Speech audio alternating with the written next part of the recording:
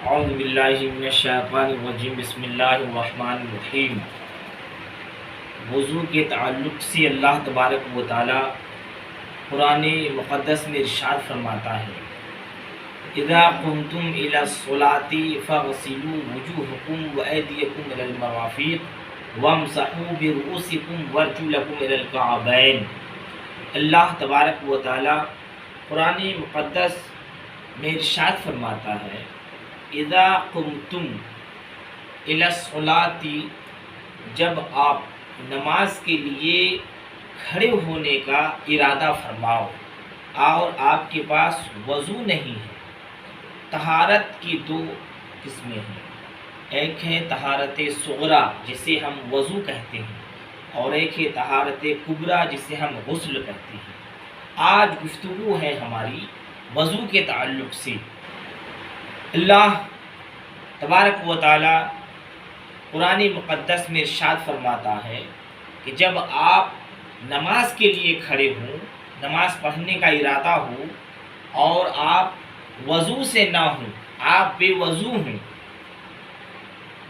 فَاغْسِلُوا وُجُوهَكُمْ، تو اللہ کہتا دھوو تم اپنے چہرے کو، وَأَيْدِيَكُمْ إِلَى الْمَرَافِقِ، اور دھو تم اپنے دونوں ہاتھوں کو کہنیوں سمیت، وَامْسَحُوا بِرُؤُوسِكُمْ، اور اللہ فرماتا اور مسح کرو اپنے سر کا، وَارْجُلَكُمْ إِلَى الْكَعْبَيْنِ، اور اللہ قرآن میں فرماتا دھو اپنے پاؤں کو ٹخنوں کے اوپر۔ چار فرض کو اللہ تعالیٰ نے قرآن میں ذکر فرمایا۔ ان آیت کریمہ سے یہ بات ہمیں معلوم ہوئی کہ اللہ تبارک و تعالیٰ نے وضو کے لیے چار چیزوں کو فرض فرمایا ہے، یعنی وضو میں چار چیزوں کو فرض فرمایا ہے۔ پہلا، چہرے کا دھونا، کہاں سے کہاں تک؟ بال اگنے کی جگہ سے لے کے ٹھوڑی کے نیچے حصے تک، یعنی یہ جو حصہ ہوتا ہے یہ ٹھوڑی کا نیچے حصہ ہوتا ہے، یہ حصے تک دھونا فرض ہے۔ اور آگے ایک کان کی لو سے دوسرے کان کی لو تک، یہ ایک کان کی لو، یہ دوسرے کان کی لو، ایک کان کی لو سے دوسرے کان کی لو تک۔ اب یوں اشارہ کریں اگر ہم ہاتھ سے تو یہ بال اگنے کی جگہ ہے، اس بال اگنے کی جگہ سے لے کے یہ پورا حصہ چہرے میں شامل ہوتا ہے، یہاں تک کا دھونا فرض ہے۔ ایک مرتبہ دھونا، ایک مرتبہ چہرے میں پانی کا بہا دینا یہ فرض ہے، اور 3 مرتبہ بہانا یہ کیا ہے؟ سنت ہے۔ دوسرا فرض کیا ہے؟ ہاتھ کا دھونا، کہاں سے کہاں تک دھونا؟ انگلی کا سرا، یعنی سرا انگلی سے لے کر کہنیوں سمیت، اسے کہنی کہتے ہیں۔ یہاں 2 ہڈی ہے، ایک ادھر بھی ہے اور ایک ادھر بھی ہے، اس ہڈی سے اوپر یہ پورا حصہ، یہاں تک کم سے کم دھونا وضو میں فرض ہے دونوں ہاتھوں کا۔ اس کے بعد سر کا مسح کرنا۔ ہم سر کا مسح کیسے کرتے ہیں؟ بہت سارے لوگ ہیں ایسے ہی سر کے اوپر سے گھما دیتے ہیں، نہیں، مسح کا طریقہ یہ ہے کہ آپ پہلے ان انگلیوں کو سمجھیں، یہ 3 انگلیوں کو اس طریقے سے ملا دیں۔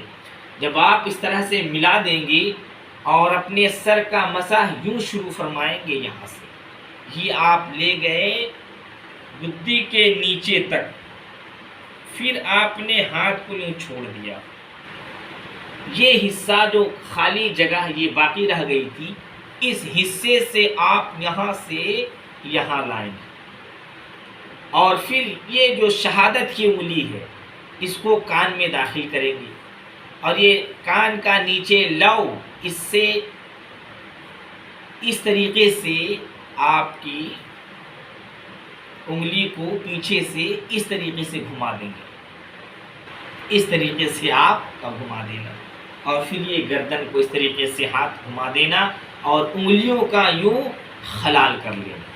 کچھ لوگ چومنا شروع کر دیتے ہیں، تو چومنا نہیں ہے، چومنے کی ضرورت نہیں ہے، آپ نے انگلی کا خلال کر لیا، آپ کا سر کا مسح ہو گیا. یہ ہے ایک ہی مرتبہ.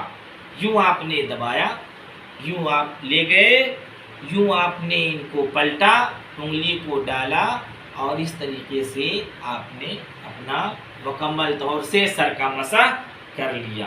اب آپ پاؤں دھوئیں گے تو پاؤں دھونا دو ہڈی ہے, ایک اندر سائڈ ہے اور ایک باہر ہے. ایک باہر سائڈ ہے پاؤں میں, دو ہڈی ہے, ایک ادھر ہے ایک ادھر ہے.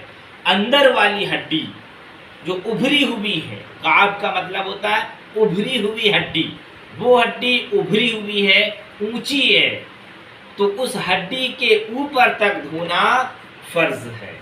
اس کے اوپر تک دھونا کیا ہے؟ فرض ہے. تو یہ وضو میں کل ملا کر کتنے فرض ہو گئے؟ 4. وضو میں کتنے فرض ہو گئے؟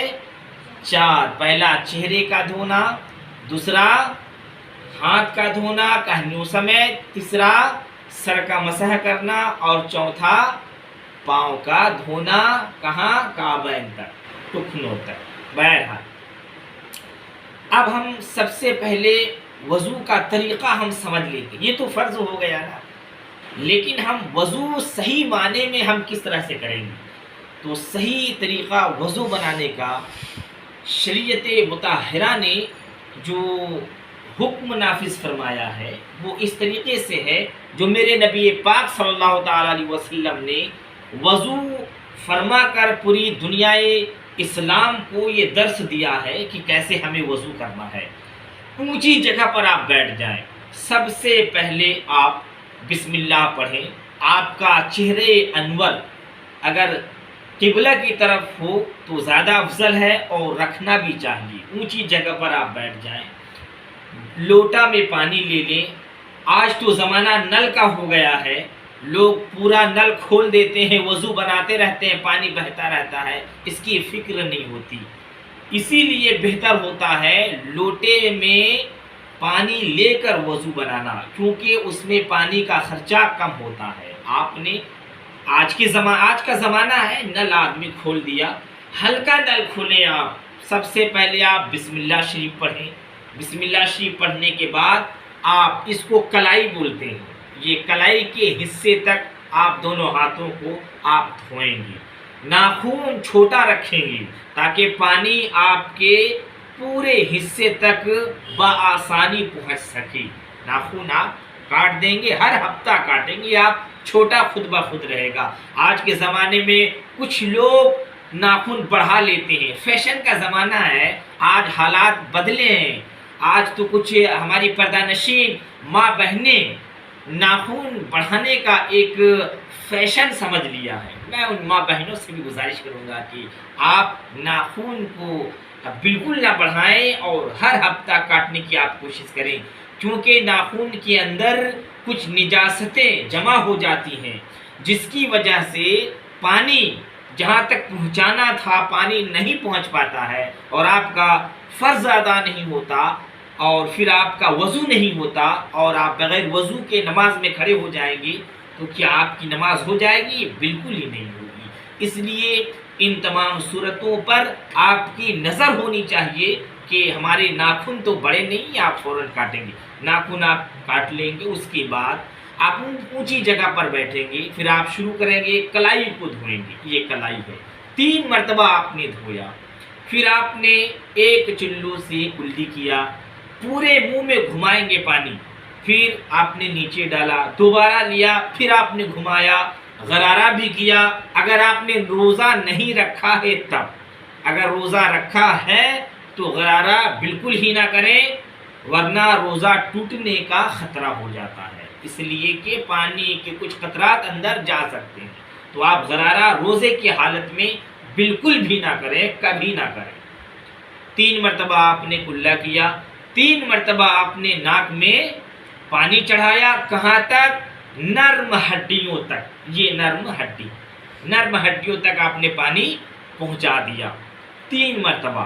پھر آپ نے 3 مرتبہ چہرہ دھویا, بال اگنے کی جگہ سے لے کے تھوڑی کے نچلے حصے تک, ایک کان کی لو سے دوسرے کان کی لو تک. پھر آپ نے ہاتھ کو دھویا, کہاں؟ یہاں سے سرا انگلی, اسے سرا بولتے ہیں, انگلی کا شروع حصے کو سرا انگلی سے ہم تعبیر کرتے ہیں.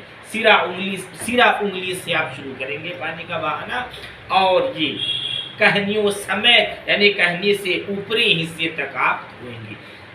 3 مرتبہ کر کے آپ دھوئیں گے، سنت بھی ادا، فرض بھی ادا.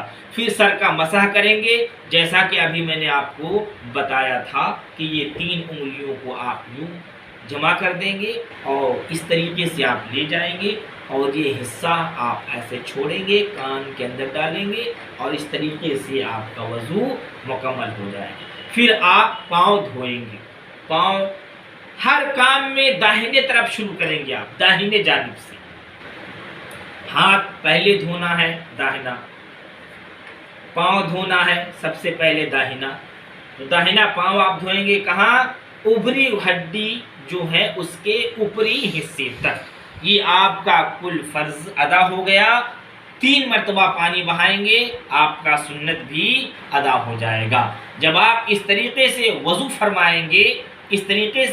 فرمائیں گے اور جب وضو بنا کر آپ مسجد کی طرف جائیں گی تو آپ وضو کا پانی سوکھنے سے پہلے 2 رکعت کی نماز کم سے کم پڑھ لیں گے. اسی کو تحیۃ الوضو کہتے ہیں. اسی کو کیا کہتے ہیں؟ تحیۃ الوضو کہتے ہیں. آئیے تحیۃ الوضو کے بارے میں کیا حکم ہے تھوڑا سا سمجھتے ہیں. صاحب کتاب لکھتے ہیں کہ وضو کے بعد اعضاء خشک ہونے سے پہلے اعضاء کا مطلب ہوتا ہے عضو. یہ ایک عضو ہے، ہاتھ، پاؤں، چہرہ ایک عضو ہے. تو ان کے سوکھنے سے پہلے 2 رکعت نماز پڑھنا مستحب ہے. یہ سوکھا ابھی نہیں ہے، بھیگا ہے، تر ہے.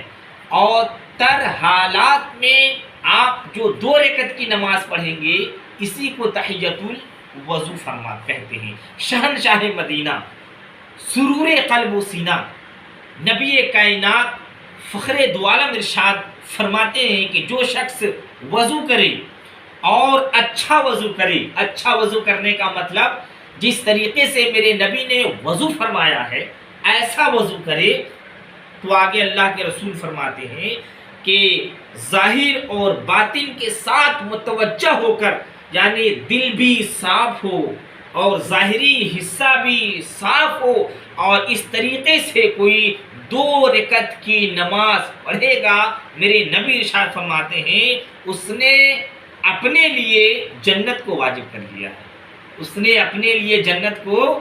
واجب کر لیا ہے. یعنی اس طریقے سے کوئی نماز پڑھتا ہے تو اللہ تعالیٰ اس کے اوپر جنت کو واجب فرما دیتا ہے. اور مسجد کا ایک حق بھی ادا ہو جاتا ہے. مسجد کے حقوقات میں سے ایک حقوق یہ بھی ہے کہ آپ مسجد کا حق کیسے ادا کریں گے.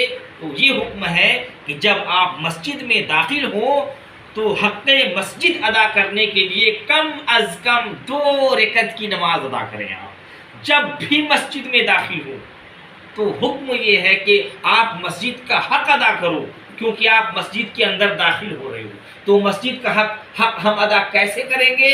2 رکعت نفل کی نماز پڑھ کر. اور 2 رکعت کی نفل کی نماز جو ہم پڑھیں گے وضو بنا کر پڑھیں گے، اور وضو بنا کر اعضاء خشک ہونے سے پہلے آپ اسی 2 رکعت کو پڑھیں گے تو تحیۃ الوضو کے 2 رکعت ادا بھی ہو جائیں گے اور مسجد کا حق بھی ادا ہو جائے گا.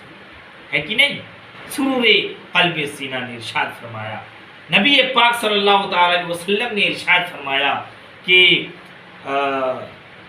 جو شخص مسجد میں داخل ہو بیٹھنے سے پہلے 2 رکعت کم از کم نماز کو پڑھ لے تو وہ مسجد کا حق داخل ہونے کا ادا فرما دے گا. تو اللہ تبارک و تعالیٰ کی بارگاہ میں دعا ہے کہ ان گفتگو پر امت مسلمہ کو عمل کرنے کی توفیق و رفیق عطا فرمائے. السلام علیکم.